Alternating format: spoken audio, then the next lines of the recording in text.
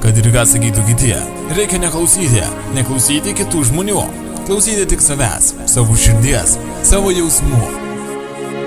Mes patys turime priimti sprendimus ir nebijoti.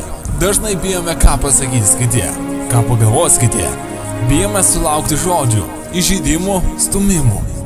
Žmonės visada randa prie ko prikibti ir sugeba mus nuteikti. Tada paleidžiame savo laimę ir savo meilę. Atsisakome savo džiaugsmo, elgiamės kaip robotai, kuriem aiškina kiti žmonės, kaip elgtis, o mes klausome ir darome. Myli, pasakyk, patinka, parodyk, reikia nebijoti, daryti tai, ką norime daryti tai, kas mums atrodo geriausia, kad ir kokie būtų skaudus kitų žmonių žydinėjimai, kitų nuomonė. Žmonės tokie yra, jie visada teisia nežinodami tiesos. Nuteisia mus nepagalvodami, kaip jaučiamės mes. Reikia susidaryti savo nuomonę ir neklausyti kitų. Norint būti laimingam, turime būti drąsūs, nedaryti visko pagal kitus. Nepatinka kitiem tau artimas žmogus? Velniop, svarbu tau gerai.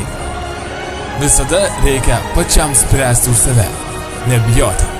Nori apkabint? Apkabink. Nori pabučiuok. Nori parašyt? Rašyk.